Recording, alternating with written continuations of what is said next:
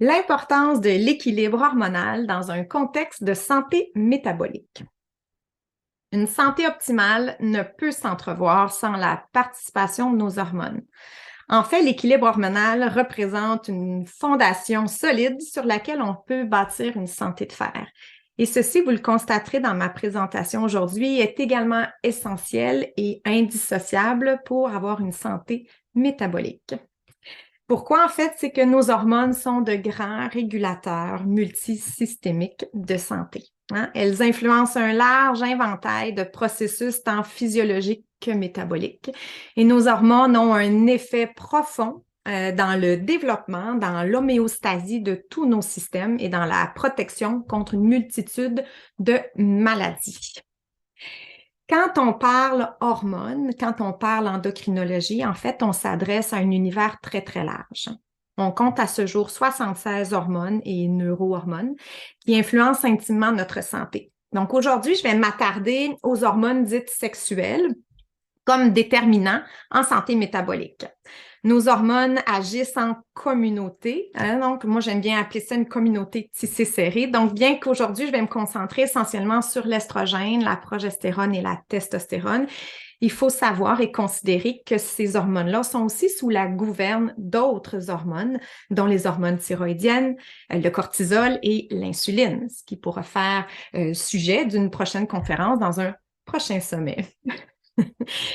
Quand on pense contexte métabolique, on pense aussi au syndrome, bien sûr, métabolique, hein, qui est une condition où s'additionnent différents facteurs de risque de maladies cardiovasculaires, dont le surpoids, l'obésité viscérale, le diabète, la dyslipidémie et l'hypertension artérielle. Bien, en fait, ces conditions-là ont toute une répercussion profonde sur la santé artérielle. Hein? Donc, ma conférence aujourd'hui portera spécifiquement sur le rôle des hormones sexuelles comme des facteurs de protection du développement de la maladie artérielle et donc de toutes les maladies cardiovasculaires.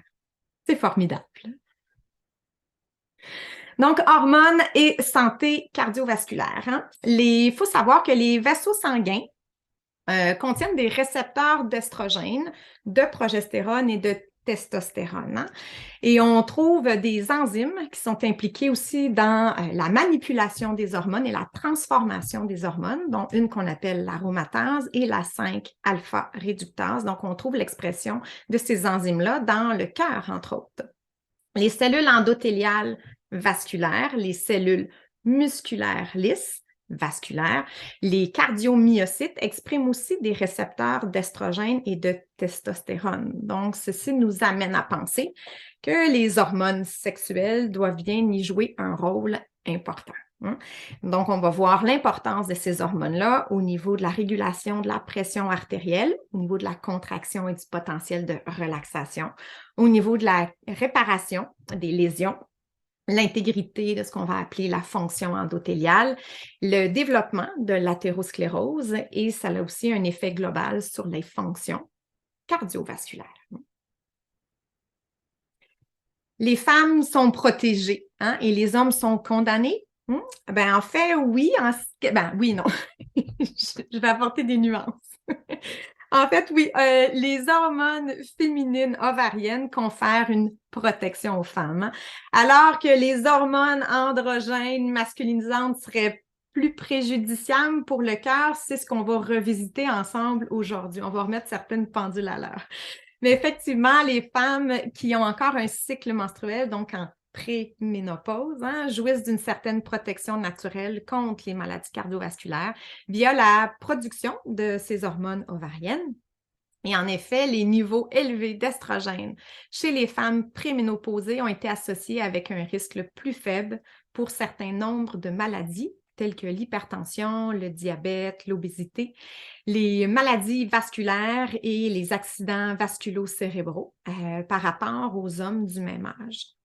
Or, la protection s'estompe après la ménopause, alors que le ratio testostérone et estrogène augmente. La différence entre les sexes semble disparaître entre 60 ans et 79 ans et les femmes dépassent même les hommes à 80 ans dans les risques de maladies cardiovasculaires. En 1978, il y a une étude importante, l'étude de Framingham, qui a rapporté que les femmes propulsées en ménopause de façon chirurgicale ont un risque de 2,7 fois plus élevé d'événements cardiovasculaires que les femmes du même âge sans ménopause chirurgicale. Cette constatation-là a conduit à l'idée que les estrogènes exogènes pourraient potentiellement réduire le risque d'événements cardiovasculaires chez la femme ménopausée. Donc, on va regarder ça ensemble aujourd'hui. Et plusieurs autres études observationnelles montrent aussi que les femmes ménopausées qui reçoivent une hormonothérapie substitutive ont un taux plus faible de développement de maladies cardiovasculaires et de mort cardiaque que celles qui ne reçoivent pas un soutien substitutif.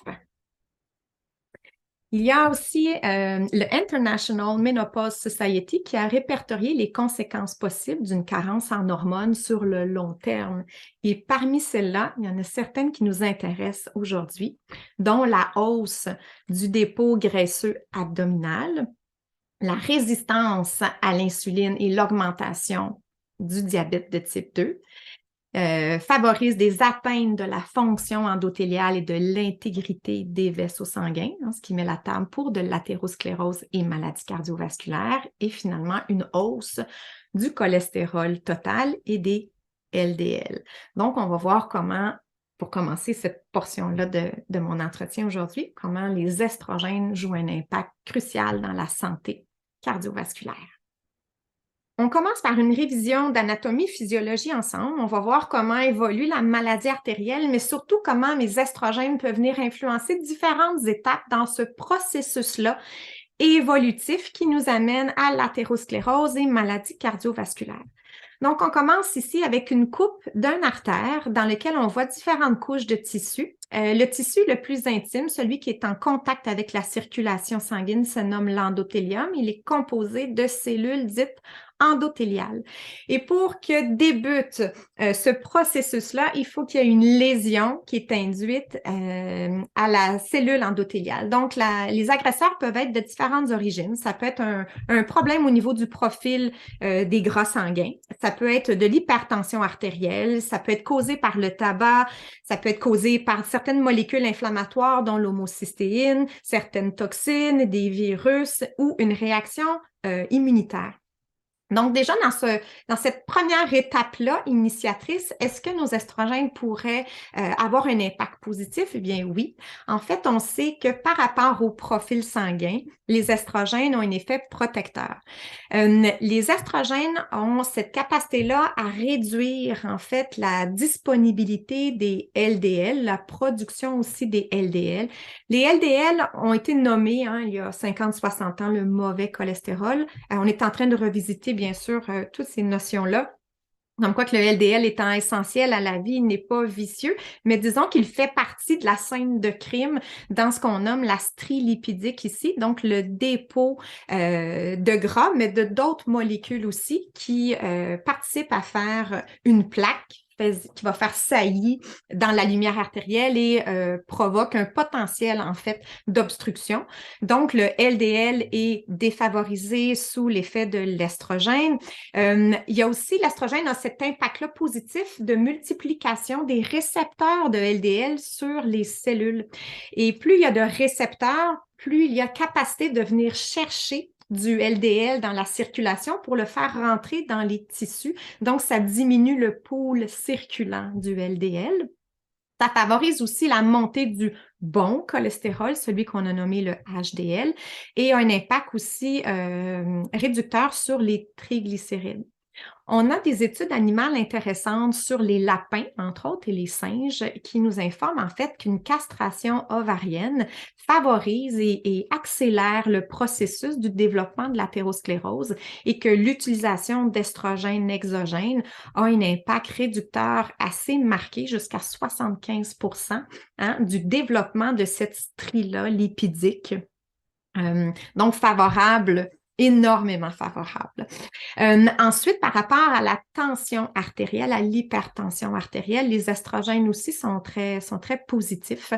La cellule endothéliale, en fait, a cette capacité-là, a ce rôle-là de sécréter, en fait, des substances qui favorisent le relâchement, la relaxation, dont ce qu'on nomme l'oxyde nitrique et les prostacyclines type 2. Et l'estrogène permet de maintenir cette activité-là de sécrétion de facteurs favorables à la vasodilatation et à l'hypotension. L'estrogène a aussi un impact sur le système rénine-angiotensine impliqué dans l'hypertension artérielle. Le mot le dit, hein, angiotensine, donc c'est une hormone qui vient mettre une pression sur les artères. Donc, a cet impact-là positif, mais il y a aussi une enzyme de conversion. On a un point de départ qu'on nomme un angiotensine 1 qui doit se faire activer en angiotensine 2 pour avoir son action d'hypertension. Et cette enzyme-là de conversion, elle est aussi inhibée par la présence des estrogènes. L'estrogène a un impact aussi sur différentes molécules de stress, facteurs, hormones de stress, dont la noradrénaline qui favorise la vasoconstriction, et un impact positif sur ce qu'on nomme les canaux ioniques, donc les canaux à calcium et à potassium, et que les deux sont impliqués aussi, le calcium dans la contraction et le potassium dans le potentiel de repos, ce qui nous laisse à penser que les estrogènes ont un effet protecteur aussi contre les vasospasmes coronariens. Ensuite, on continue. Quand la lésion elle est induite, progressivement, il va y avoir le développement de ce qu'on nomme une dysfonction endothéliale. En fait, il va y avoir une perméabilité accentuée entre les cellules endothéliales qui vont permettre, en fait, certaines molécules de venir migrer dans cette petite couche-là qu'on nomme l'intima, ou la néo-intima, ou l'intima média. Donc, il va y avoir un appel de molécules d'adhésion, de molécules immunitaires pro-inflammatoires. Et à ce moment-là, il va y avoir une perte d'intégrité, bien sûr, de l'endothélium. Il va y avoir une perte de vasodilatation et ça nous met la table, en fait, ça met la table pour un contexte inflammatoire. Et là aussi, nos estrogènes ont leur mot à dire. En fait, déjà dans la perte de l'oxyde nitrique et de la prostacycline, on sait qu'il y a des récepteurs d'estrogène dans la paroi vasculaire, donc l'estrogène via les récepteurs alpha a cette capacité-là de maintenir active l'oxyde nitrique et les prostacyclines afin de maintenir la vasodilatation. On a aussi cette hausse-là de perméabilité va être atténuée en fait parce que l'estrogène va favoriser la réparation, la cicatrisation, va prévenir aussi l'apoptose des cellules endothéliales, donc va permettre un renouvellement accéléré du tissu. Il y a aussi des cellules endothéliales progénitrices qui sont sous l'influence de l'estrogène et on le sait qu'il y a une relation inversement proportionnelle entre ces cellules-là endothéliales progénitrices et l'athérosclérose. Donc, plus on favorise ces cellules-là, moins on favorise le développement de l'athérosclérose. Et ça, c'est sous l'influence aussi de l'estrogène.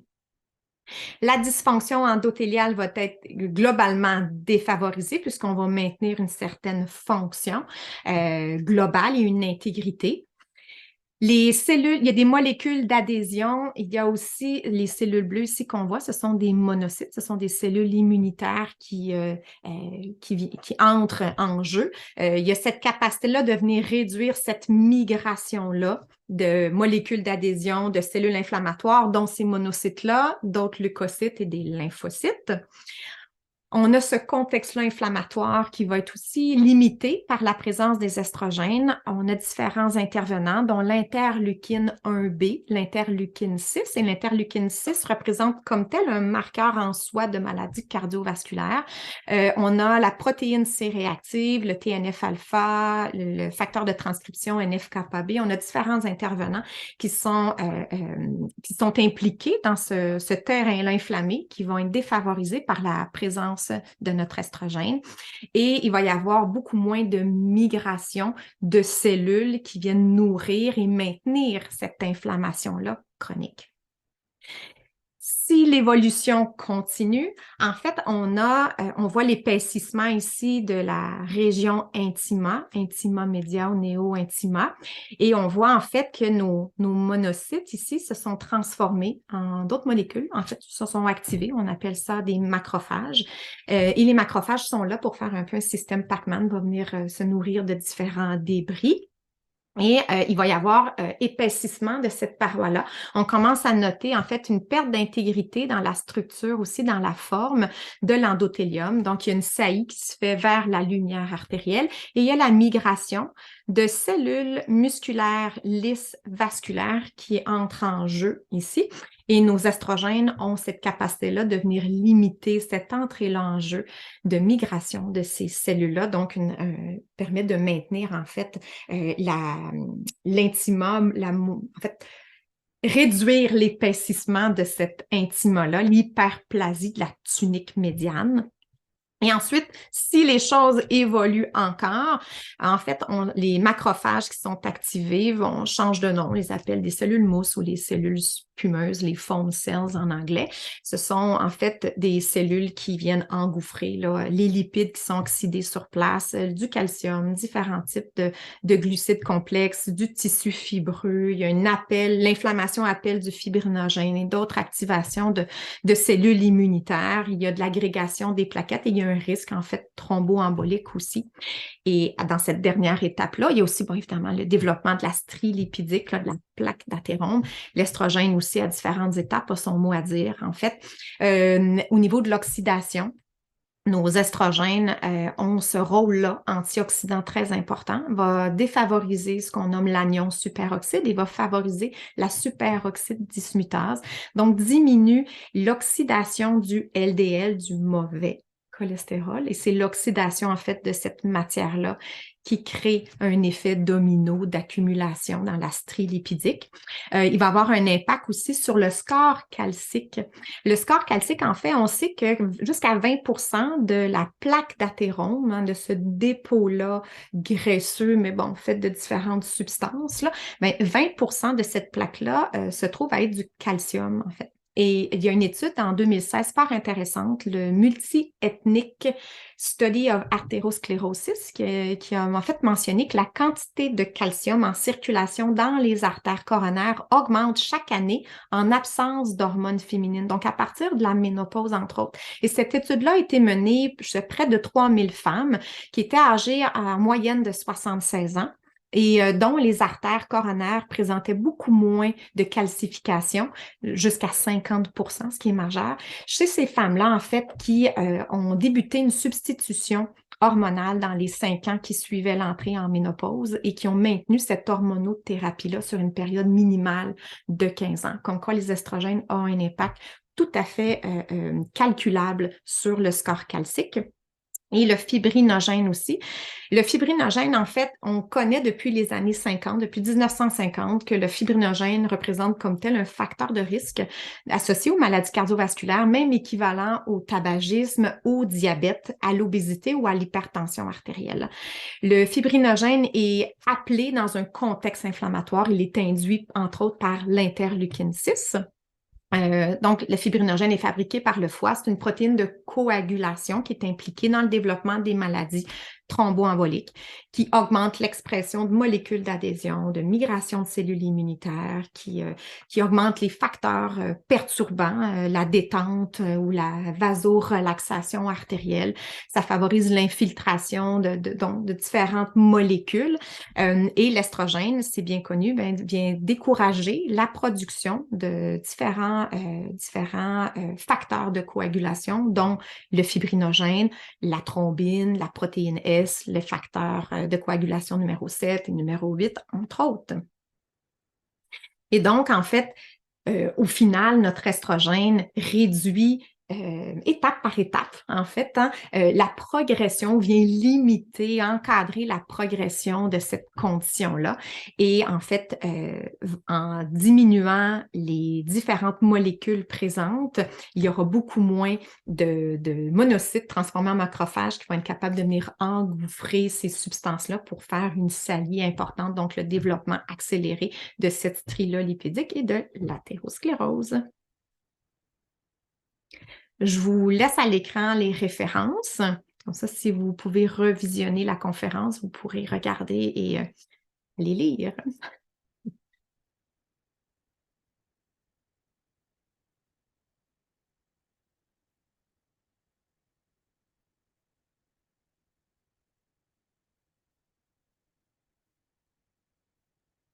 Ce qu'on sait aussi, c'est que, mis à part le développement de l'athérosclérose, les estrogènes ont aussi des petits bonus supplémentaires, hein. Ils ont un bonus, en fait, ils améliorent aussi la fonction cardiaque. Ils vont aider à le côté contractilité du myocarde, mais ont des effets aussi anti-apoptose, anti-mort cellulaire au niveau des cellules du cœur. Donc, c'est très favorable aussi. C'est extrait, en fait, d'une recherche fort intéressante. Je vous ai mis la source ici, hein, la référence, qui fait une récapitulation de l'information. Donc, le rôle de l'estrogène, dans ce cas-ci, on parle de la 17-bêta-estradiol, sur les cellules du cœur, sur les cellules endothéliales, sur les cellules musculaires, vasculaires, les cellules musculaires lisses, vasculaires, et les fibroblastes, hein, qui viennent travailler au niveau fibrinogène, vont induire fibroblastes et vont épaissir en fait là, la fibrose dans la circulation. Un taux d'estradiol optimal pour la santé artérielle, à quoi on peut s'attendre en fait? Mais il y a une étude, l'étude WISE, qui a nommé en fait, qui a précisé que le taux d'estradiol sanguin faible, ce qui serait de 184 picomoles par litre et moins, comme présent en fait, comme c'est un constat en ménopause, hein, une fois qu'il y a moins d'estrogène produite et circulante, ben, ça représente un facteur de risque important au niveau de l'athérosclérose, alors que la norme serait entre 200 et 400 picomoles par litre comme étant une zone de protection. Et il y a un sous-groupe aussi qui semble bénéficier au niveau de la prise d'hormonothérapie substitutive en postménopause. Il y a une fenêtre d'intervention qui semble être plus bénéfique. C'est lorsque on débute l'hormonothérapie dans un maximum de 10 ans suivant l'entrée en ménopause, et ce serait pour un sous-groupe de femmes de 60 ans et moins. Donc, vous pourriez bénéficier des avantages cardiovasculaires des estrogènes. On ne peut pas parler de santé métabolique sans parler de régulation glycémique, hein. Donc, est-ce que les estrogènes ont un impact dans l'homéostasie glycémique? Eh bien oui, tout à fait. En fait, on constate que les femmes ménopausées courent un risque plus accentué de développer une résistance à l'insuline et un diabète de type 2 par rapport aux femmes en préménopause, ce qui nous laisse à penser que là aussi, nos estrogènes auraient un rôle protecteur, hein. Et on sait que l'exposition à des niveaux importants d'estrogène pendant 48 heures peut permettre, dans certains modèles animaux, en fait, de restaurer la tolérance au glucose. Donc, on va voir comment l'estrogène favorise un meilleur équilibre de glycémie. En fait, ce qu'on sait, c'est que l'estrogène optimise la sécrétion d'insuline, mais permet aussi d'optimiser l'élimination de l'insuline, hein. Ça optimise la réceptivité des cellules au message de l'insuline. L'insuline, son rôle, c'est de faire rentrer le sucre dans la cellule, donc de le retirer de la circulation sanguine. Et plus il y a d'insuline en circulation, l'insuline favorise l'adipogénèse, donc le développement de tissus adipeux. Donc, l'estrogène a son mot à dire à ce niveau-là aussi, en disant, ben, je vais optimiser la sécrétion, mais je vais favoriser l'élimination et les cellules vont être plus sensibles au message. Donc, ça permet une meilleure harmonisation du tableau. Ça permet donc de restaurer la tolérance au glucose aussi. Ça permet de baisser la sécrétion d'insuline lorsqu'on est à jeun aussi. Et ça remplit un rôle antidiabétique assez global. En fait, l'estrogène va stimuler la sécrétion de ce qu'on nomme le GPL1. Le GPL1 est sécrété à la fois par les cellules alpha du pancréas et les cellules L de l'intestin. Et la répercussion, en fait, c'est que ça vient entraîner une augmentation de la sécrétion de l'insuline par les îlots de Langerhans, les cellules bêta du pancréas, puis ça permet d'inhiber à la fois le glucagon. Le glucagon est une hormone hyperglycémiante et ça permet surtout d'induire la sensation de satiété postprandiale. Donc, ça permet de neutraliser les hyperphagies ou de l'hyperconsommation réactionnelle, entre autres. Hein. Donc, en fait, l'estrogène, l'autre avantage, c'est que dans ce tableau-là de résistance à l'insuline, on sait qu'il y a un développement de tissus adipeux. Hein? Et plus il y a de cellules adipeuses abdominales, plus on a un potentiel de résistance, vice-versa, de résistance à l'insuline. Et en fait, l'estrogène, généralement, elle est considérée comme s'opposant à une accumulation excessive de graisse corporelle. Donc, les estrogènes, globalement, vont permettre de limiter l'installation de toute cette inflammation-là métabolique qui peut être induite aussi par l'hyperglycémie. Estrogène et métabolisme global, on revoit certaines notions ensemble. Donc, ce sont des modèles humains et des modèles animaux. Ce qui est intéressant, en fait, c'est qu'on voit, par exemple, lorsqu'il y a une baisse globale de production, de distribution d'estrogène, ça induit différentes dysfonctions métaboliques. Et dans certains modèles, lorsqu'on redonne de l'estrogène, on est capable d'améliorer, en fait, ces différentes conditions-là. Donc, on parle d'obésité viscérale, de résistance à l'insuline, de dyslipidémie, d'inflammation, mais aussi de stéatose hépatique, ce qu'on nomme un foie gras non alcoolique. Estrogène encore et métabolisme global, on voit que lorsqu'il y a une chirurgie ovarienne, une ovariectomie, il y a différentes situations qui sont favorisées, qui mettent la table pour la maladie métabolique et qu'encore une fois, l'utilisation ou la stabilisation à un niveau intéressant d'estrogène permet de renverser la presque totalité de ces conditions-là. Donc, en définitive, nos estrogènes, elles sont antihypertensives, elles sont vasodilatatrices, elles sont modulatrices lipidiques, ce sont des molécules anti-inflammatoires, antioxydantes, anti-athérogéniques et des grands modulateurs glycémiques. Maintenant, la progestérone. La progestérone, elle vient compléter le travail de notre estrogène, donc c'est une protection supplémentaire. Progestérone et santé du cœur. La progestérone augmente ce qu'on nomme la bêta-oxydation et la prolifération aussi dans les cardiomyocytes. Les cardiomyocytes sont les cellules du cœur. Donc, la progestérone permet la multiplication des cellules du cœur, mais aussi leur rapport en énergie via la bêta-oxydation. La progestérone remplit un rôle fibrolytique. Ça, c'est important parce que dans la plaque d'athérome, oui, on a une strie lipidique, mais la plus grande partie de ce dépôt-là, c'est du tissu fibreux. Donc, comme la progestérone limite la progression de la fibrose, ça permet de réduire cette plaque-là, ce volume-là de plaques. Elle remplit des rôles aussi vasodilatatrices, donc fibrolytique, vasodilatatrice. C'est une protection de plus contre les maladies thromboemboliques. Ça remplit un rôle antispasmodique au niveau des cellules musculaires lisses artérielles. C'est une antihypertensive, la progestérone. Ce n'est pas une hypotensive comme telle parce que quand on est normotendu, elle ne fait pas chuter la pression. Donc, c'est une antihypertensive, donc tout à fait valable pour les gens qui sont sujets à l'hypertension. Puis, on a vu que l'hypertension, ça pouvait faire partie de la première étape de la lésion au niveau de la cellule endothéliale. Donc, les propriétés antihypertensives sont aussi en lien, exactement comme notre estrogène, au niveau du maintien de l'oxyde nitrique des canaux calciques. Et ça agit comme un diurétique. Et en fait, la prise exogène de progestérone semble équivalent que la prise de certains diurétiques, dont le spironolactone, qui est offert en pharmacie. Ensuite, ça vient, en fait, tous les avantages induits par notre estrogène sont maintenus et amplifiés par la présence de notre progestérone. Et la progestérone dite naturelle permet aussi d'améliorer le profil des lipides sanguins en réduisant le LDL, favorisant le HDL. Ça réduit donc de facto le développement potentiel d'athérosclérose, mais tout est une question d'oxydation et d'inflammation.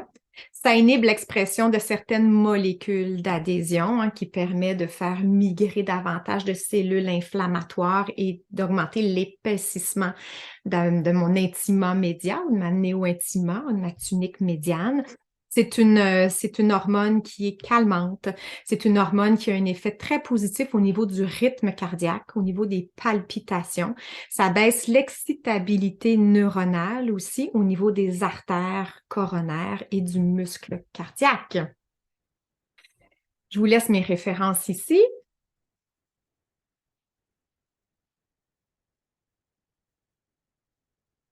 Si on récapitule, en fait, tous les avantages de la progestérone, c'est d'abord de compléter les avantages induits par les estrogènes. Même chose au niveau des cellules du cœur, au niveau des cellules endothéliales et au niveau des cellules musculaires lisses vasculaires. Ce qui est important de savoir, c'est que la progestérone, c'est de la progestérone et qu'on a d'autres molécules qu'on appelle des progestines, qu'on peut parfois dans la littérature nommer progestérone, mais qui remplissent des fonctions différentes. Donc, quand on parle de progestatif, donc de progestine et de progestérone, on va voir que les fonctions ne sont pas identiques. Donc, on va voir la petite différence, en fait, les grosses différences entre de la progestérone dite bioidentique ou naturelle versus la progestine la plus étudiée qu'on nomme l'apomedroxyprogestérone ou l'AMP. Donc, ce qu'on nomme un progestatif, c'est à la fois soit une progestérone qui est bioidentique ou micronisée, et des progestines. Et les progestines sont des molécules synthétiques. Vous connaissez peut-être certaines de ces molécules-là, lévonorgestrel, norethindrone, désogestrel, drospirénone et l'AMP. Donc, on va beaucoup parler de l'AMP, ce qu'on nomme de façon commerciale le Provera. La définition dans le dictionnaire Larousse de ce qui est en fait un progestatif, c'est toute substance naturelle ou synthétique qui produit sur l'organisme des effets comparables à ceux de la progestérone. Donc, si on note des similarités d'action, on va les mettre sous le même couvert. Transforme un endomètre prolifératif en un endomètre sécrétoire, c'est au niveau du cycle menstruel, et que ça a un effet, en fait, agonisant. Donc, je peux venir me fixer sur mes récepteurs de progestérone. Donc, tout ce qui remplit ces fonctions-là est vu au niveau de la science comme étant apparenté, donc étant similaire. En biochimie, il y a une phrase très importante à retenir, en fait, c'est que quand on regarde une structure, ben en fait, on sait que la structure, c'est elle qui assure la fonction. Et quand la structure change, automatiquement, la fonction va changer. Et en fait, on a ici la structure de notre progestérone et on a la structure du Provera, de l'apomedroxyprogestérone, et on voit qu'il y a des groupements moléculaires qui sont supplémentaires. Donc, de toute évidence, si je n'ai pas la même structure, je ne pourrai jamais remplir les mêmes fonctions. Donc, on va voir, on va faire du ménage là-dedans ensemble aujourd'hui. Donc, on vient de voir que la progestérone a comme intervenant à différentes étapes est très, très, très positif. Est-ce que la progestérone, la progestine, apomedroxyprogestérone, est-ce qu'elle remplit ces mêmes fonctions-là bénéfiques et protectrices? Eh bien, pas du tout. Donc, l'AMP, on va la nommer AMP, provoque ou exacerbe les facteurs de risque qui sont liés à la maladie cardiovasculaire. Et on a cette étude-là importante, la WHY, la Women's Health Initiative, qui a été conclue hâtivement en 2002, qui nous laissait entrevoir en fait que l'utilisation de l'AMP, qu'on a nommé le Provera dans cette étude-là, augmentait de 41% le risque d'accident vasculo-cérébral, augmentation remarquable d'embolie pulmonaire alors que la progestérone remplit des fonctions de protection contre la maladie thromboembolique, ce qui n'est pas du tout la carte de visite de l'AMP. Ça double le risque de caillot sanguin et ça augmente de 29% les risques de maladies coronarienne. Donc, l'AMP augmente les risques d'accidents vasculaires, hausse le niveau de protéines inflammatoires, dont la protéine CRP, favorise la prolifération des cellules musculaires lisses dans les artères, donc favorise l'épaississement, la progression de l'athérosclérose, ce qui est à l'opposé de notre progestérone bioidentique ou naturelle, contribue à la formation de caillots sanguins, là aussi ça s'oppose complètement à la progestérone, soit tous des indicateurs favorables, évidemment, à la maladie cardiovasculaire. L'AMP atténue aussi les effets protecteurs qui sont induits par nos estrogènes, donc la 17-bêta-estradiol, entre autres, sur les vaisseaux sanguins. Donc, l'AMP favorise le durcissement des vaisseaux et des artères, dont les artères cérébrales, et inhibe le flot sanguin, ce qui hausse les chances d'infarctus, de thrombose veineuse, de décès par maladie coronarienne durant les 2 premières années de thérapie avec cette molécule-là. Donc, on est vraiment dans deux univers opposés. Les progestatifs synthétiques annulent les effets bénéfiques induits par les estrogènes. Donc, toute la première partie de ma conférence aujourd'hui, quand on ajoute de l'apomédroxyprogestérone, ben, on vient inhiber tout cet effet-là, en fait. Il y a aussi aucun apport bénéfique sur le profil lipidique. Au contraire, ça diminue le bon cholestérol lorsqu'on prend l'AMP. Il y a une étude française nommée la 3E EPIC qui a également servi à démontrer que la progestérone qui est bioidentique et l'estradiol transdermique qui est bioidentique aussi n'affecte pas les lipoprotéines lipidiques, donc le LDL, HDL de façon négative, puis au contraire, ça favorise contre les vasospasmes coronariens, contrairement aux progestines et aux estrogènes qui sont d'origine synthétique aussi ou non bioidentiques. Dans une étude animale, seuls les modèles traités avec l'apomédroxyprogestérone, l'AMP, ont développé des vasospasmes comparativement au groupe sous progestérone naturelle. La progestérone naturelle protège contre l'hypertension alors que les progestines démontrent un effet inverse, ce qui induit une vasoconstriction coronarienne. L'estrogène combiné avec la progestérone naturelle bioidentique ou micronisée induit une régression de 50% des plaques d'athérome dans les artères coronaires, ce qui est majeur, alors que quand on prend de la progestine synthétique, lorsque l'AMP remplace donc la progestérone bioidentique, ces effets sont quasiment inhibés. Et bien pire encore, les progestatifs synthétiques favorisent le développement de l'athérosclérose et bloquent l'amélioration aussi de ce profil-là lipidique qui va participer à amplifier la strie lipidique, alors que c'est protégé lorsqu'on est sous estrogène ou sous progestérone naturelle. Donc, il faut faire la part des choses quand on parle d'hormones. Toutes les hormones ne sont pas identiques. Donc, en conclusion pour cette partie-là, la progestérone naturelle est la seule qui maintient et qui augmente les effets cardioprotecteurs positifs qui sont déjà induits par l'estrogène. Et la progestérone micronisée est de tous les progestatifs, et la seule en fait, celle qui présente le moins de risque de développer une maladie thromboembolique veineuse. Et maintenant, on va parler de testostérone. Donc, la testostérone à dose physiologique, c'est effectivement une alliée. Et pourtant, la testostérone, on en a eu peur longtemps. Hein? Quand je disais en début de conférence, les femmes sont protégées, les hommes sont condamnés. Donc, on doit revisiter cette information-là, en fait. C'est que dans la littérature, on a des résultats très conflictuels, en fait, au niveau de différentes études.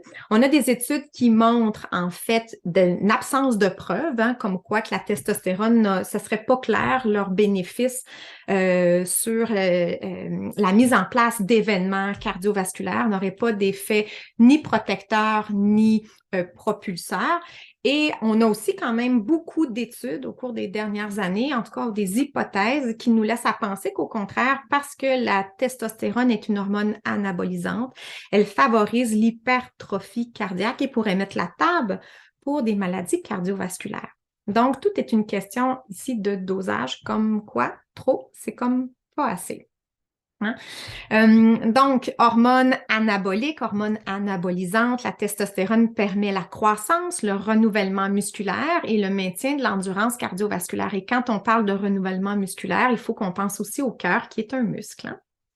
Donc, on note aussi qu'on a des récepteurs androgéniques, donc des récepteurs à testostérone au niveau des cellules du cœur, au niveau de nos cellules endothéliales, au niveau de nos cellules de musculature lisse vasculaire et au niveau aussi des fibroblastes. Comme quoi que la testostérone aussi ajoute son grain de sel au niveau du rendement cardiovasculaire. Par rapport aux hommes, la testostérone, en fait, elle diminue de 30 chez les hommes en bonne santé entre l'âge de 25 ans et de 75 ans. Et la testostérone libre, la portion de la testostérone qui est disponible pour remplir des fonctions, elle peut chuter jusqu'à 50 entre 25 ans et 75 ans. Et on sait qu'à partir de 40 ans, les taux de testostérone totale circulante vont diminuer d'environ 0,8 par année, tandis que le niveau de portion libre, celle qui est disponible pour les tissus, diminue d'environ 2 Il y a une protéine transporteur aussi de testostérone qu'on nomme la SHBG pour le Sex Hormone Binding Globulin qui augmente aussi progressivement au cours des années. Et cette protéine-là vient aussi faire de l'ombre à la testostérone parce qu'une fois qu'elle est liée avec une hormone, elle la retire de la circulation, ce qui peut accentuer en fait la carence en testostérone. Et ça, c'est pour les hommes. Pour les femmes, la testostérone aussi, elle est très importante. Bien qu'on en fabrique de 8 à 10 fois moins, elle est quand même considérée. Sa contribution, elle est essentielle à la santé. Chez les femmes, le taux diminue également à partir de l'âge de 20 ans jusqu'à 45 ans. Donc, dans les normes, on devrait se situer vers 0,5 à 3,1 nanomol par litre. Il y a une baisse progressive qui peut atteindre jusqu'à la moitié, donc une perte de 50 à partir de 60 ans. C'est cette descente-là progressive de testostérone qui pourrait aussi représenter une fragilisation du terrain cardiovasculaire tant chez l'homme que chez la femme. C'est ce qu'on va voir ensemble. Donc, la testostérone, c'est utile ou c'est dangereux? Eh bien, en fait, l'incidence des maladies cardiovasculaires est environ 2 fois supérieure chez les hommes que chez les femmes. Donc, c'est la raison pourquoi on pensait que, bon, ça fait partie de peut-être d'une portion de réponse, mais que les estrogènes sont très favorables, mais on avait pensé à ce moment-là que le sexe masculin était généralement considéré comme un facteur de risque de maladies cardiovasculaires, comme quoi que les hormones androgènes qui étaient dominantes pouvaient induire un terrain plus propice au développement de maladies cardiovasculaires. Puis en fait, que le niveau de testostérone pouvait être un facteur de risque qui détermine, tout comme le vieillissement, l'hypertension, la dyslipidémie, le diabète ou le tabagisme, comme quoi que ça pourrait avoir un impact très défavorable. Donc, c'est beaucoup d'informations circulent à ce niveau-là. Et les personnes qui sont hyperandrogéniques, ce qu'on a constaté, dont les femmes qui ont un diagnostic syndrome des ovaires polykystiques, ont aussi un risque cardiovasculaire qui est augmenté. Donc, dans une méta-analyse, ces femmes-là, elles courent un risque doublé de développer une maladie artérielle par rapport aux femmes qui n'ont pas de syndrome d'ovaire polykystique. Et on sait aussi que l'abus de testostérone est directement lié à l'hypertrophie cardiaque et à d'autres événements cardiovasculaires qui sont négatifs. Et en fait, l'eau a coulé un peu sur les ponts depuis. On remarque en fait une hausse significative de l'incidence des maladies cardiovasculaires chez les hommes lors de l'andropause. L'andropause, on va le nommer aussi l'hypogonadisme tardif, lorsque le taux de testostérone chute. Comme quoi, trop, c'est comme pas assez. C'est une question d'équilibre, bien sûr. Donc, si j'ai trop de testostérone de façon supraphysiologique, ça peut effectivement induire un terrain plus propice au développement de maladies cardiovasculaires, mais dans un manque, comme en l'andropause, qui est la ménopause chez l'homme, lors de l'andropause, là où j'ai une chute importante, en fait, progressive importante de mes androgènes, dont ma testostérone, ben, je vois aussi l'indice de maladie cardiovasculaire être proportionnellement inversé. baisser mon taux de de testostérone, pardon. Il existe en effet une forte prévalence de faibles taux de testostérone chez les hommes atteints de maladies cardiovasculaires aussi, hein, pas juste ceux qui sont en excès, et que cette association-là existe quel que soit l'âge de la personne. Donc, c'est pas toujours relié à l'andropause. Les études similaires ont démontré aussi que la testostérone libre et la DHA, qui est une autre hormone androgénique, étaient diminuées dans une cohorte de patients masculins atteints d'insuffisance cardiaque systolique. Une DHA sulfate, donc un autre type d'androgène qui est basse, représente aussi un facteur de risque d'insuffisance cardiaque chez les femmes. Donc, comme quoi nos androgènes sont peut-être importantes pour les deux sexes, hein, pour venir équilibrer. Les patients qui suivent une thérapie de privation au niveau des androgènes, par exemple suite à un cancer de la prostate, courent un risque accru de maladies coronariennes et d'insuffisance cardiaque. Ça aussi, ça a été noté. Il a été rapporté qu'un faible taux de testostérone est aussi associé avec le syndrome métabolique, hein, ou le diabète chez les hommes. Les études prospectives ont également révélé que les hommes qui ont un niveau de testostérone plus élevé ont un risque plus faible, inversement, hein, de développer le diabète de type 2. Donc, il y a un rôle métabolique important. Les études cliniques récentes ont montré aussi que des faibles niveaux de testostérone endogène sont associés à de l'athérosclérose plus avancée des artères carotidiennes chez les hommes d'âge moyen et que cette association est indépendante du facteur de risque cardiovasculaire traditionnel. L'épaisseur de l'intima média, donc cette partie-là où j'ai l'infiltration, quand j'ai une lésion au niveau de ma cellule endothéliale, la petite couche en dessous de mon endothélium, là où il y a une accumulation de matière, de substances et d'infiltration de cellules immunitaires, entre autres, inflammatoires. Donc, en fait, les hommes qui ont un faible taux de testostérone sérique présentent une épaisseur plus élevée que la moyenne de cet espace-là. Donc, ça fait partie de la progression de la maladie artérielle, hein. Et l'administration à long terme de testostérone a aussi, comme les estrogènes chez la femme, un potentiel de réduction de cette couche-là, entre autres au niveau des carotides, chez les hommes qui sont atteints de maladies cardiovasculaires. Et on a le même constat chez les femmes avec l'estrogène. Comme quoi que nos hormones sexuelles, c'est bon.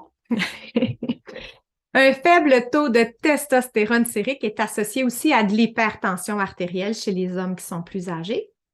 Et finalement, la thérapie de remplacement de la testostérone, donc prendre de la testostérone exogène à bon dosage physiologique, bien sûr, a démontré une amélioration de la rigidité au niveau des artères chez les hommes en andropause.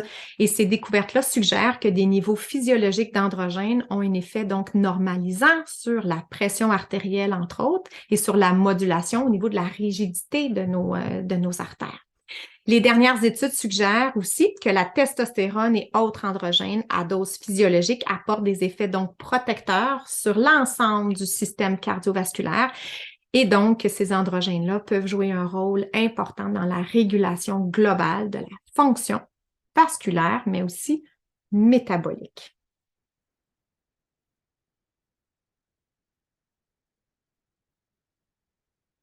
Il y a beaucoup de littérature. Donc, testostérone, syndrome métabolique et donc santé artérielle. On voit ici que la testostérone, elle a son mot à dire aussi, tout comme notre estrogène, hein? Ça va jouer sur exactement les mêmes facteurs. Donc, sur le profil des gras, des lipides sanguins, un impact important au niveau de la résistance insulinique et ce qui va se transverser au niveau de l'obésité viscérale ou du surpoids, hein, a un impact favorable sur la pression artérielle et sur le terrain qui est oxydé et inflammé.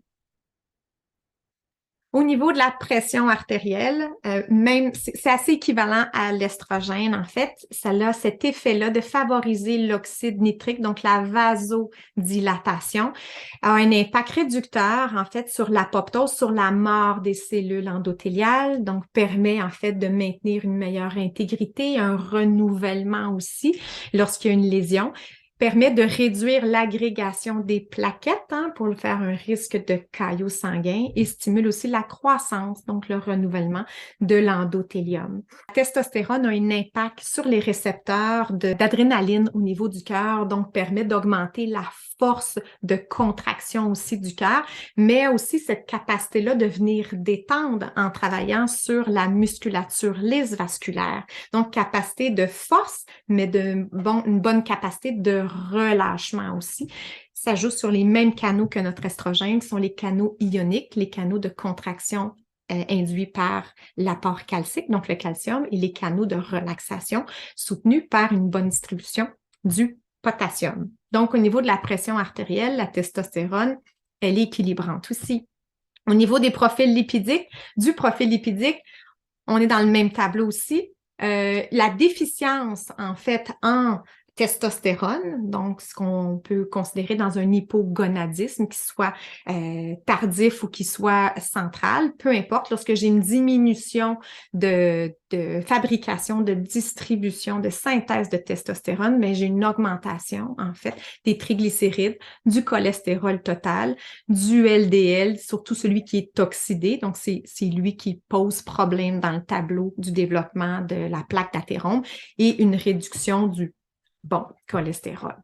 Ça met la table pour favoriser en fait une condition inflammatoire, une oxydation du terrain. Donc, le stress oxydatif favorise le maintien d'une certaine dysfonction endothéliale.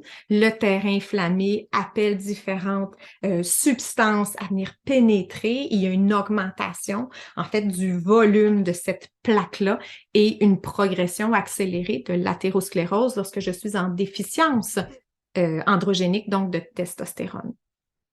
Par rapport au profil inflammatoire, j'ai les mêmes intervenants ici qui sont pro-inflammatoires, qui sont défavorisés lorsqu'il y a distribution de testostérone.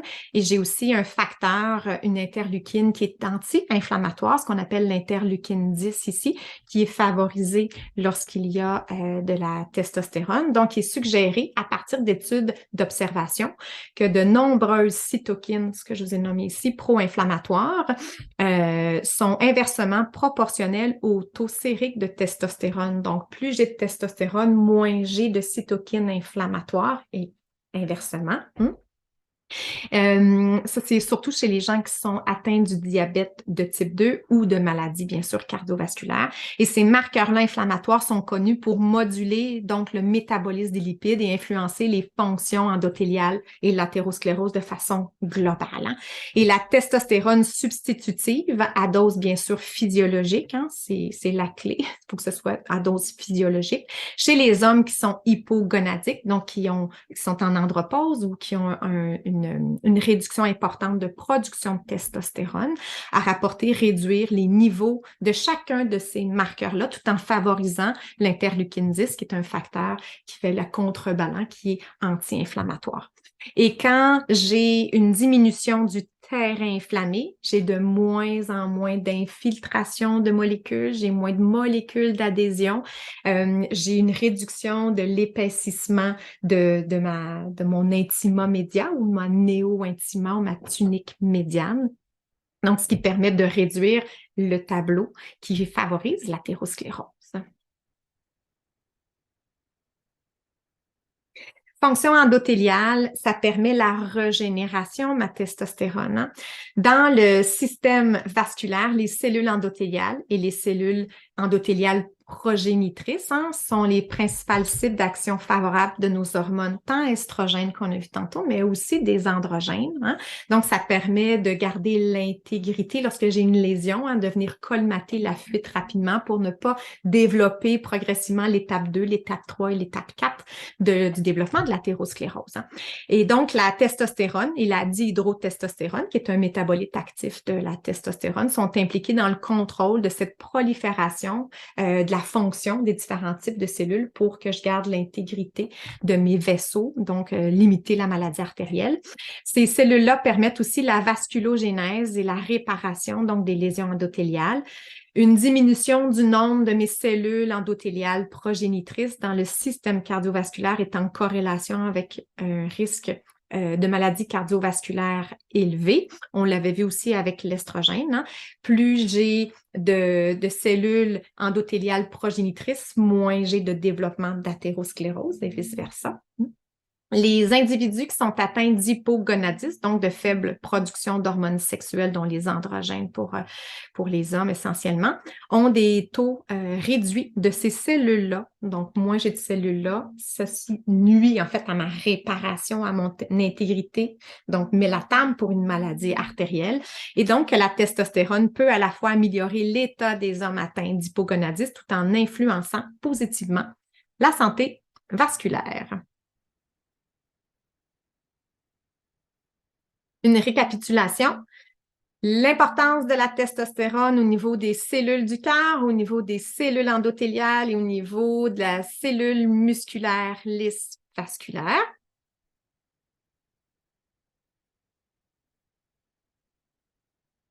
Gestion glycémique, gestion de poids corporel versus la testostérone.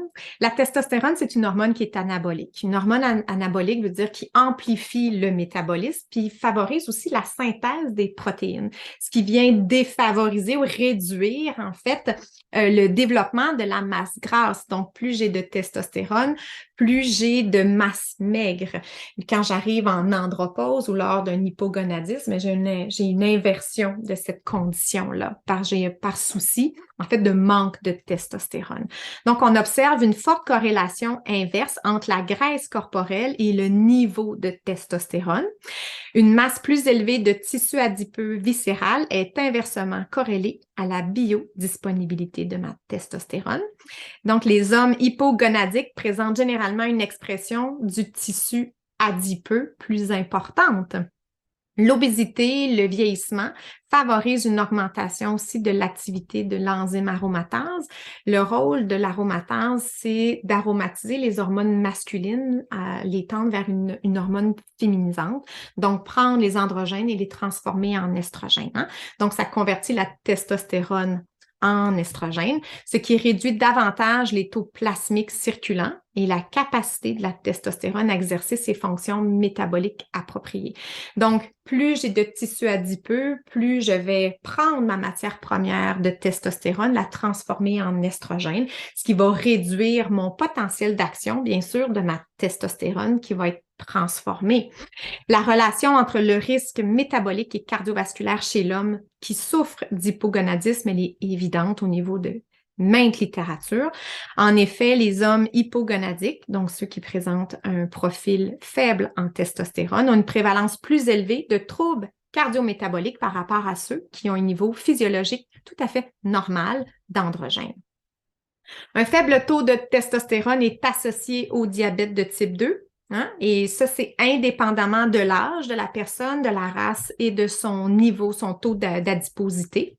Il y a différentes études qui ont montré que les hommes qui sont atteints du diabète de type 2 ont des niveaux de testostérone inférieurs de 40 jusqu'à 40% par rapport aux hommes en bonne santé. Un taux plasmatique élevé de testostérone est donc associé à un risque réduit de développer le diabète de type 2 ou la résistance à l'insuline. Et l'administration de testostérone va réguler aussi l'expression de différents transporteurs de sucre dans les cellules adipeuses et au niveau des muscles, ce qui permet de réduire la glycémie. Les essais cliniques ont largement démontré aussi que l'administration de testostérone améliore la sensibilité à l'insuline, réduise la glycémie et la progression de l'insuffisance cardiaque chez les hommes.